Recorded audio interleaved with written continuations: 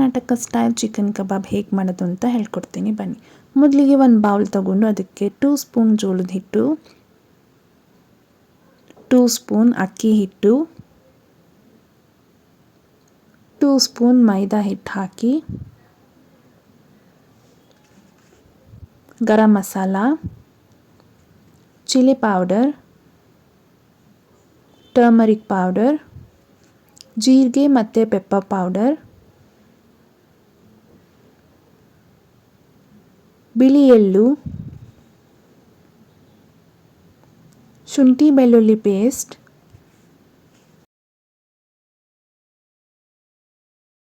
ಬಿಡಿಸಿಟ್ಕೊಂಡಿರೋ ಬೆಳ್ಳುಳ್ಳಿ, ಹಸಿರು ಮೆಣಸಿನ್ಕಾಯಿ, ಕಸೂರಿ ಮೇಥಿ, ಕೊತ್ತಂಬರಿ, ಪುದೀನ ಮತ್ತು ಗ್ರೀನ್ ಚಿಲ್ಲಿ ಹಾಕಿ ಗ್ರೈಂಡ್ ಮಾಡ್ಕೊಂಡಿರೋ ಪೇಸ್ಟ್,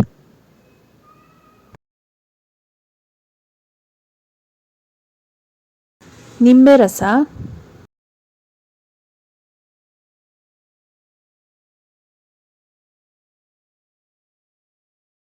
ರುಚಿಗೆ ಬೇಕಾದಷ್ಟು ಉಪ್ಪು,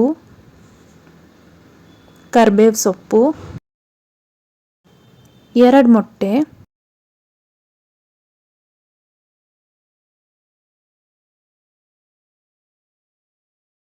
ಇದೆಲ್ಲನೂ ಹಾಕಿ ಚೆನ್ನಾಗಿ ಮಿಕ್ಸ್ ಮಾಡ್ಕೊಳ್ಳಿ.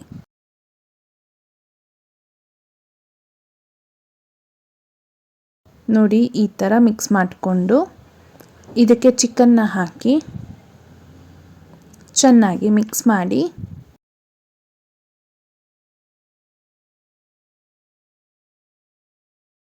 ಇದನ್ನು ಒಂದು 4 hours ಮ್ಯಾರಿನೇಟ್ ಮಾಡಿ. ನೀವೆಷ್ಟು ಮ್ಯಾರಿನೇಟ್ ಮಾಡ್ತೀರೋ ಅಷ್ಟು ಚೆನ್ನಾಗಿ ಚಿಕನ್ಗೆ ಮಸಾಲ ಹಿಡಿಯುತ್ತೆ. ಈಗ ಒಂದು ಪ್ಯಾನ್ಗೆ ಆಯಿಲ್ ಹಾಕಿ ಡೀಪ್ ಫ್ರೈಗೆ ಎಷ್ಟು ಆಯಿಲ್ ಬೇಕೋ ಅಷ್ಟು ಹಾಕ್ಕೊಂಡು ಬಿಸಿ ಮಾಡ್ಕೊಳ್ಳಿ.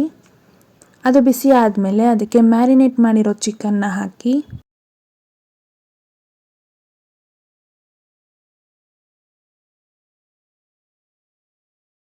ಇದನ್ನು 2 ಸೈಡ್ ಚೆನ್ನಾಗಿ ಕುಕ್ ಮಾಡ್ಕೊಳ್ಳಿ.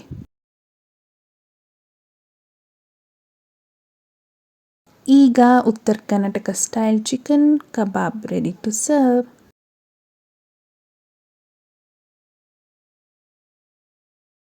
ಈ ವಿಡಿಯೋ ನಿಮಗೆ ಇಷ್ಟ ಆದರೆ ಲೈಕ್ ಮಾಡಿ, ಫ್ಯಾಮಿಲಿ ಫ್ರೆಂಡ್ಸ್ ಜೊತೆ ಶೇರ್ ಮಾಡಿ. ಹಾಗೆ ರೆಸಿಪಿ ಟ್ರೈ ಮಾಡಿದ್ರೆ ಹೇಗಿದೆ ಅಂತ ಕಮೆಂಟ್ ಸೆಕ್ಷನಲ್ಲಿ ಕಮೆಂಟ್ ಹಾಕಿ. ಸಬ್ಸ್ಕ್ರೈಬ್ ಆಗೋದನ್ನ ಮರಿಬೇಡಿ. Thank you for watching.